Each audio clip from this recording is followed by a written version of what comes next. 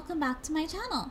Disney recently released a new poster for their upcoming Nutcracker and the Four Realms movie that's coming out on November 2nd, 2018. Are you excited for this movie, or do you wish they would go back to hand-drawn animation? Let me know in the comments below. This movie marks the first live-action movie that Disney has released in quite some time that isn't based off an animated film. They make this glaringly obvious by featuring logos of some of their more recent live-action remakes in the trailer.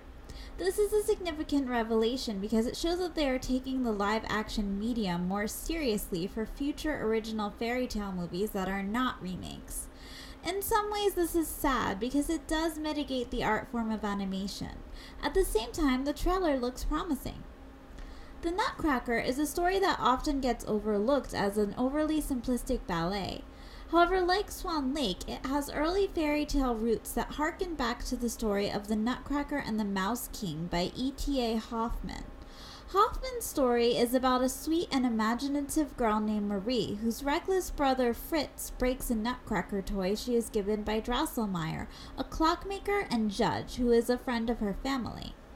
After nursing the toy soldier back to health, Marie learns from Drosselmeyer that the Nutcracker is actually his nephew and a cursed prince from another land, whose appearance was altered as punishment for helping the selfish Princess Pirlipat.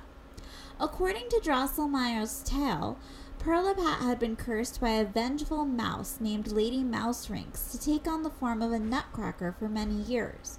When Drosselmeyer's nephew broke the spell and was rewarded with Pirlipat's hand in marriage, Lady Mouserings extended the curse by changing his appearance in the same manner so that the newly restored princess would no longer desire him as her groom. Upon hearing the tale, Marie is horrified by the princess's true nature and does everything to help the young Drosselmeyer defeat Lady Mousering's seven-headed son, the Mouse King, even if it means sacrificing some of her most precious toys. As thanks for her aid, the cursed Nutcracker takes Marie to see the wonders of his enchanted realms of candy, fairies, and other girlish delights, which are the same realms featured in the upcoming Disney film. When Hoffman's story was set to Tchaikovsky's music in the form of a ballet, Marie was changed to Clara, and the storytelling sequence with the judge was cut entirely, along with many of her struggles to defeat the Mouse King. Instead, Clara aids her Nutcracker prince immediately, and the rest of the show is devoted to her sheer delight as he shows her the many wonders of his enchanted land in the form of dance and beautiful costumes. The conflict is resolved so early that the ballet does not seem to tell much of a story and is instead a pure spectacle of dance and design. The first time I saw the Nutcracker ballet, I was quite surprised by how small a role Clara actually played in the story. The Clara from the ballet is a far more passive character than her predecessor, Marie. The 2001 Barbie movie adaptation combines both stories by having Clara defeat the Mouse King and visit the Nutcracker's realm early on, but take a more active role while there, as the Barbie movies tend to do. Like the Barbie movie, the Disney trailer also appears to take place mainly in the Nutcracker's realm, although the cursed prince himself seems to be oddly absent from the clips released so far. It could just be because they are still working out the kinks of the CGI. Still, it seems odd that the title character would be missing from his own trailer. The Disney version of Clara also seems to be closer in personality to Marie than the Clara from the ballet. She appears to first discover the enchanted realm on her own, without the Nutcracker's guidance, and slowly learns its dangerous secrets that she must overcome. She is later shown dressed as a soldier, in a clear attempt to show us that she will not be a damsel in distress. The trailer also features Keira Knightley as the pink-haired Sugar Plum Fairy, a role that was written into the ballet to be performed by the most skilled dancer. This character was cut from the Barbie movie in favor of a final reveal that Clara is the prophetic Sugar Plum Princess, who is the savior of the Nutcracker's kingdom. Though she was not initially part of Hoffman's story, the Sugar Plum Fairy has become synonymous with the tale thanks to the ballet version.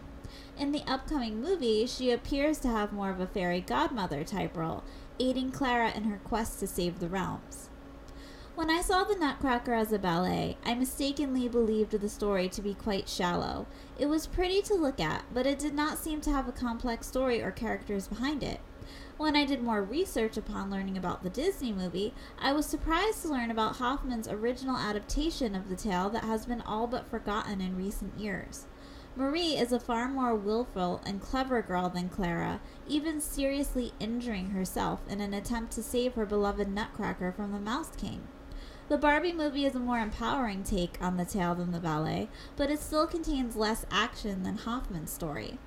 The Disney movie attempts to return the story to its roots by incorporating more danger and action while still keeping some of the most memorable icons of the ballet, such as the Sugar Plum Fairy and the name Clara. Here's hoping that the Disney movie will be just as whimsical as Hoffman's tale, and may visions of Sugar Plum Fairies fill your dreams. That's it for today, guys. Thanks for watching my channel. If you enjoyed this video, please like, subscribe, and let me know in the comments which princess or princesses you'd like to hear about next. Check the video description for all relevant links, and remember to always follow your dreams.